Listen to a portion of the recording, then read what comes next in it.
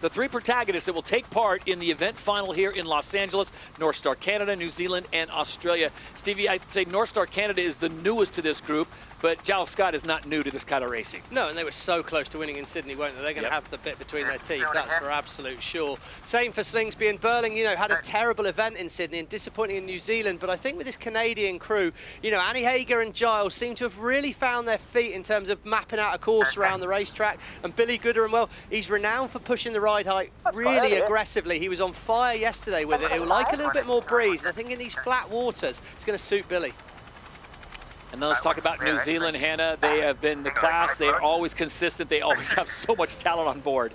Yeah, and that combination of Pete and Blair, they've been competing and winning together for so many years. Leo Takahashi a bit newer in that flight controller role this year with this team, but Liv Mackay, again, been there for a long time now, really solid crew. And of course, Australia rounding out the trio with Tom Slingsby, a three-time champion in 5 seasons of SailGP.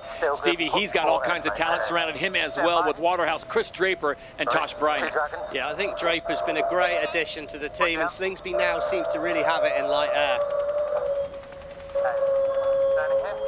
So here we go, the final race for the Rolex Los Angeles Sail Grand Prix, the Rolex SailGP Championship. This is event 4, season 5, SailGP. Now just the top 3 teams on points after 7 races have taken place, and it is New Zealand, Australia, and Northstar Canada that'll battle it out for the title. Here we go, we see bottom right-hand corner of the start line, and we see the optimum place to be is on the inside of Mark 1. We heard Chris Draper saying we're almost racing back to the line. They're all quite late. Good news for Canada, can they stay foiling? The Rolex Pro Predictor has just switched to the Australians on the inside, but I think they're going to struggle to get accelerated in the dirty, disturbed wind behind the other boats here. New Zealand are up and foiling, Canada up and foiling. We're waiting for the line to turn white. I love where the Kiwis are. All about timing now. How are we looking, Peter Burling? We are on time on New Zealand. The Black Foils will lead at Mark 1. Australia are late, and Canada have got it all on, but it's going to take some catching, Burling and co from here.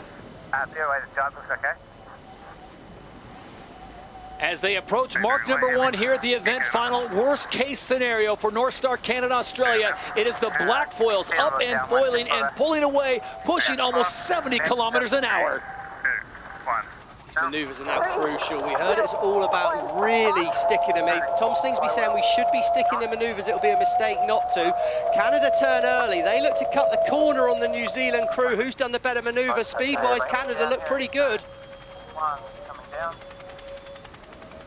They've maybe just hung on enough here, New Zealand. New Zealand look pretty good. Canada are potentially going to have to do 2 here, and it looks like further distance to a right turn. So New Zealand definitely going to minimise distance down here, and they're fast.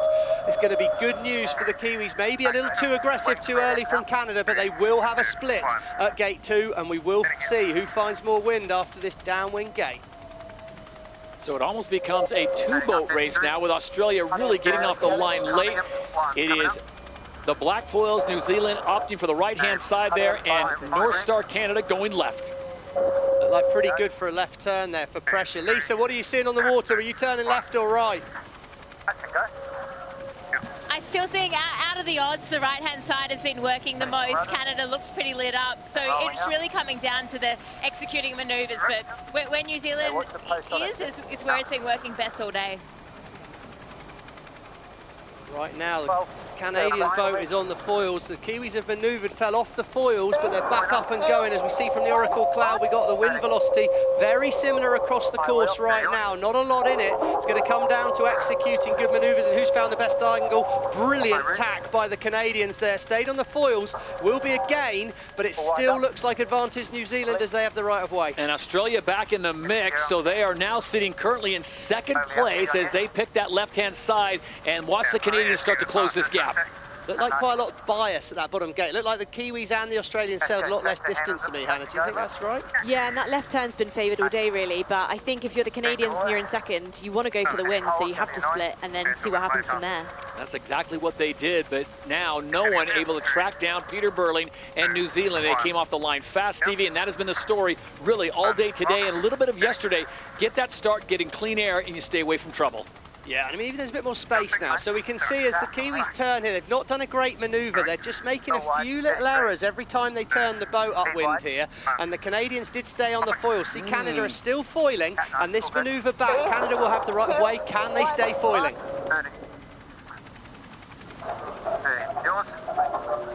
good to me. How's that speed? Yes, There you they've go. stayed flying, and they have the right of way here, Todd. Massive. Could be a lead change coming here. I like what the Canadians are doing. They're going to turn left. New Zealand are probably going to be forced to either try and dive in front of Canada or dip behind and split away to the right.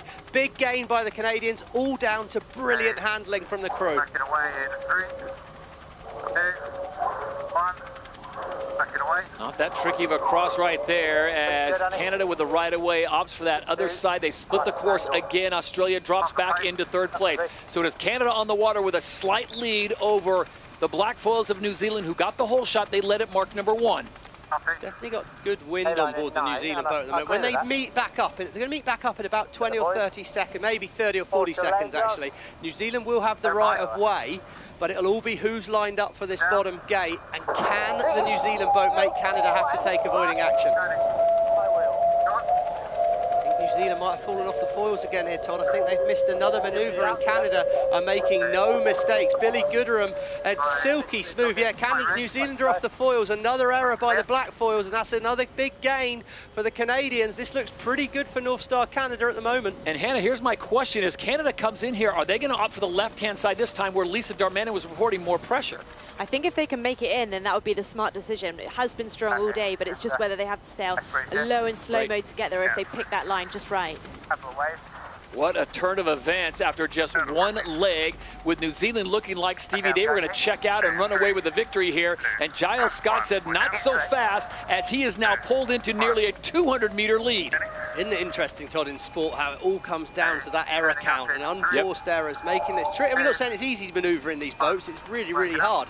But if you do it well, it's simple gains. They've not really done anything special. They've just done the basics very well. Nice roundup. They're definitely sailing towards a dark patch of water there. Canada are heading towards a fantastic bit of breeze. Expect New Zealand to split away potentially, or they're going to set them. No, New Zealand are saying, look, we're going to have to settle for second here.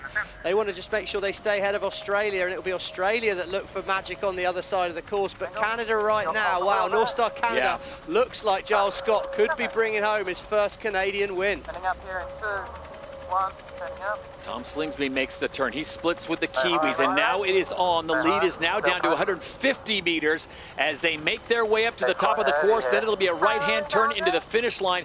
There you see the distance. It's under 100 meters now. Do they get the pressure? Does New Zealand get it? We go down in the water quickly. Lisa Darmanin, what are you thinking? I'm thinking Canada's looking pretty solid right now. The New Zealand, they didn't have a good manoeuvre, so I think if you're Canada, you got one more manoeuvre to do, and then this win could be theirs. So at 52 kilometers an hour, Stevie, they look to be in good pressure. As you look at the surface of the water, New Zealand now, all they can do is hope for a mistake. Yeah, beautiful manoeuvre by the Australians. I don't see a mistake coming. I think the real battle's perhaps for second and third here. Australia have got a couple more manoeuvres to do. New Zealand perhaps just one, but the Aussies will have to, I think, get one more shot at getting back at the Black Foils. But yeah, Canada, it's a masterclass. Let's just see how well they execute this last manoeuvre. Here they go. This is the mover for the money.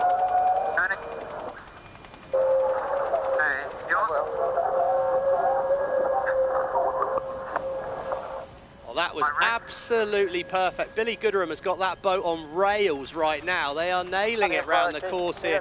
Beautiful play. Paul Campbell-James, he calls for a little high mode to try and make it to the finish. This is, they're just coming in straight here. If they can make the right turn with no more manoeuvres, then this will be the first time Northstar Canada, with Giles Scott on the wheel, can take a victory. Stevie, you have to go back to March of 2023. Canada, season 3 in Christchurch, the last time they had an event win. So it is a long time coming, as Giles Scott has now taken the wheel, and he looks very good right now, trying to hold off the Kiwis and the Aussies. And there you see the distance. This is all but a done deal for Northstar Canada, as Giles Scott will spin it one more time to the right, and he'll be 250 meters away from glory. Going to get it done. It's going to be brilliant for Canada, but right now, neck and neck, Slingsby and Burling. This is going to be huge for the championship as a whole. Right of way is with Australia. New Zealand must be confident of crossing ahead. And as they approach the line, it has been 727 days in the making.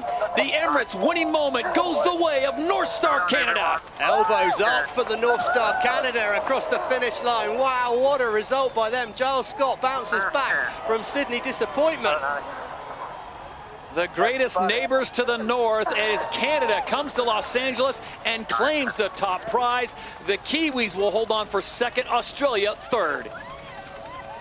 Tom Slingsby's going to be frustrated. He did not nail that start at all. He's going to be annoyed. And the Black Foil as well. Some pretty clear things to go work on. Their manoeuvring not as good as we're used to seeing. Started very nicely. When they started well, they did well.